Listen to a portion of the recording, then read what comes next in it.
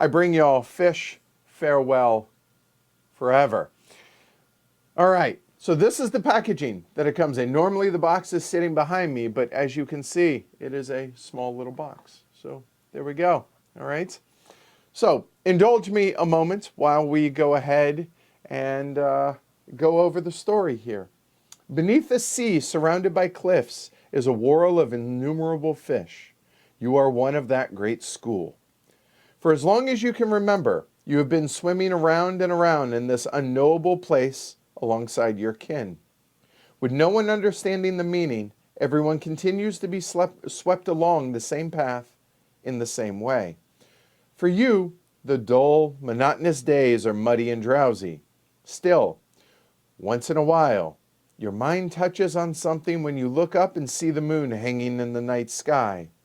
The secret slumbering in unexplored distances. Bitter foes pursued to the ends of the earth and torn apart. Promises exchanged with someone special.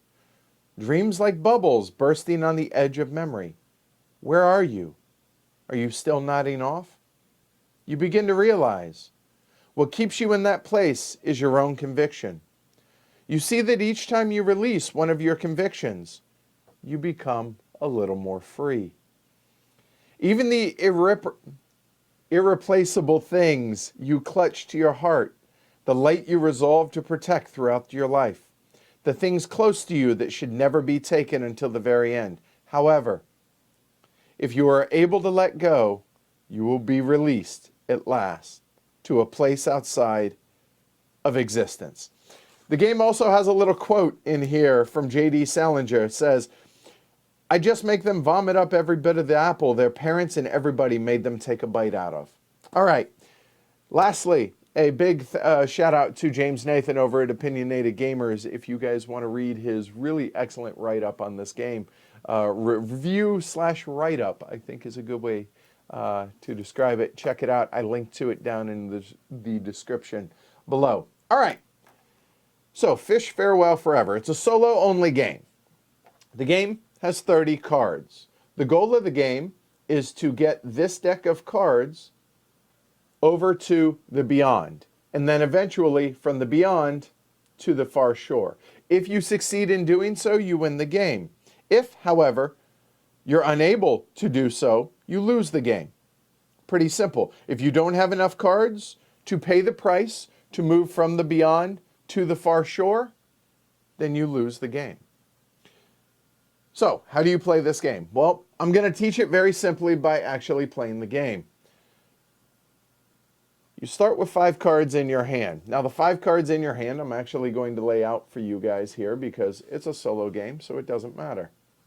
There are essentially 3 different terms that you really need to know in this game. And I'll try and keep those a little bit straighter for you guys. There we go. They are discard, liberate, and annul.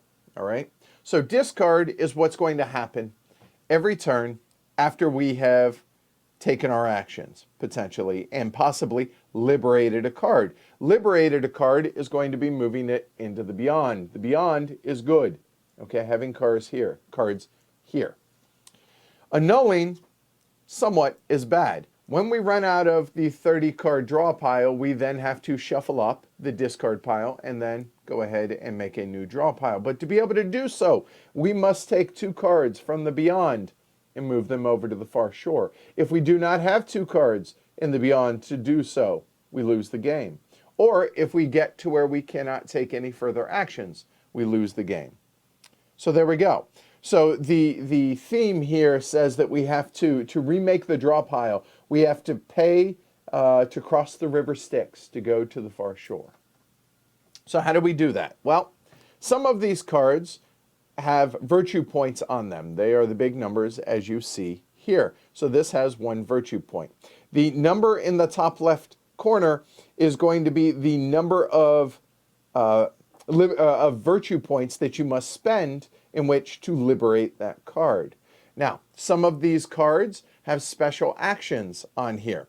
Now, the actions can be a few different things. They can be either Action cards, they can be understanding cards or desire cards. Well, we actually drew out 3 desire cards. These have no function other than they clutter your deck, and they tend to have high costs. Well, some do. So, an 8 cost card for lust, a 5 card cost for greed, and a 2 card cost for hunger. To be able to take the action or to be able to gain the virtue point, we then spend the card or use the card and move it up above, up there.